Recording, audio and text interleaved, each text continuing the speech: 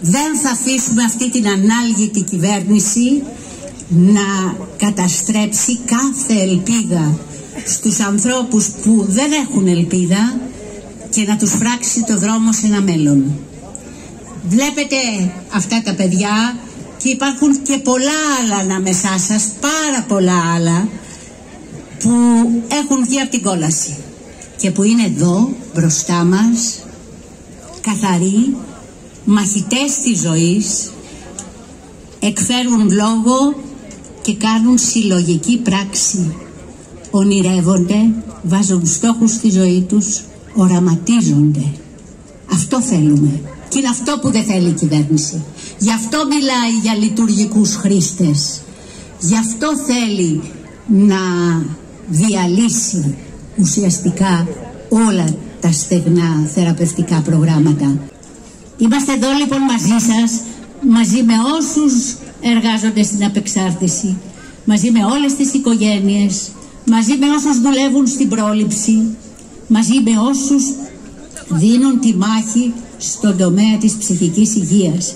Γιατί αυτό το νομοσχέδιο που ιδιωτικοποιεί την απεξάρτηση ουσιαστικά στερεί από τους φτωχούς ανθρώπους τη δυνατότητα να έχουν μια φροντίδα ψυχικής υγείας σε μια εποχή που, όπως ξέρετε, τα προβλήματα ψυχικής υγείας μεγαλώνουν όσο μεγαλώνει η κρίση.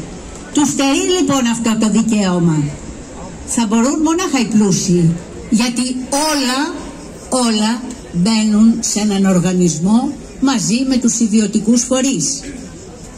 Διαλύει, καταργεί τα δύο μεγάλα ψυχιατρία και όλους τους ψυχιατρικούς τομείς των γενικών νοσοκομείων τους συνενώνει με ό,τι υπάρχει ιδιωτικό. Στο Δαφνί γίνονται κάθε χρόνο 2.500 εισαγωγές και περίπου 4.500 άνθρωποι καταφεύγουν εκεί για τις υπηρεσίες του. Αυτοί λοιπόν οι άνθρωποι πού θα πάνε? Θα πάνε στα ψυχιατρικά τμήματα των γενικών νοσοκομείων που ακόμα και ο Ευαγγελισμός έχει ράντζα? Καταλαβαίνετε τι θα γίνει στα δημόσια ψυχιατρικά τμήματα μετά από το κλείσιμο των δύο μεγάλων ψυχιατρίων? Ένα κλείσιμο που δεν συνοδεύεται από δομές στην κοινότητα.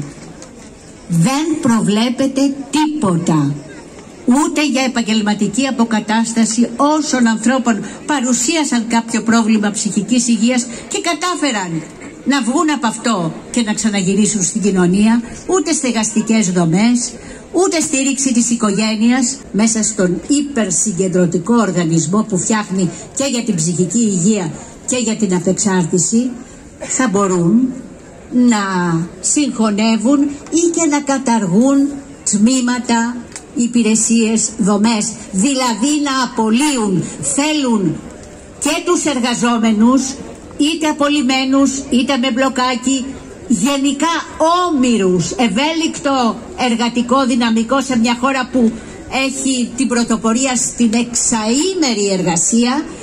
Θέλουν όμηρους του κάθε διευθυντή για να μην μπορούν να σηκώνουν κεφάλι. Γι' αυτό αγωνιζόμαστε, γιατί θέλουν τα παιδιά μας χωρίς παρουσία να πεθαίνουν στις πιάτσες. Θέλουν τους εργαζόμενους να σκύβουν το κεφάλι στο διευθυντή για να έχουν τη δυνατότητα να κρατήσουν τη θέση τους και έτσι να μπορούν να συντηρούν την οικογένειά τους. Θέλουν μόνο το σύστημά τους και τα κέρδη τους. Αυτόν τον αγώνα δεν θα το σταματήσουμε, γιατί είναι ένας αγώνας που δεν μπορεί παρά να έχει διάρκεια. Αυτή η αντίσταση οργανώνεται με εσάς όλους που βρίσκεστε εδώ και που λέτε στην κυβέρνηση με την παρουσία σας εδώ, πάρτο το νομοσχέδιο και φύγε. Θα έχει λοιπόν διάρκεια ο αγώνας μας, θα κλιμακώσουμε τις κινητοποιήσεις και εγώ θα τελειώσω με τα λόγια ενός μεγάλου επαναστάτη από τη Γαλλική Επανάσταση, του Saint-Just, ο οποίος έλεγε ότι η Επανάσταση δεν πρέπει να τελειώσει παρά με την τελείωση της ανθρώπινης ευτυχίας. Για την ανθρώπινη ευτυχία αγωνιζόμαστε. Ευχαριστούμε.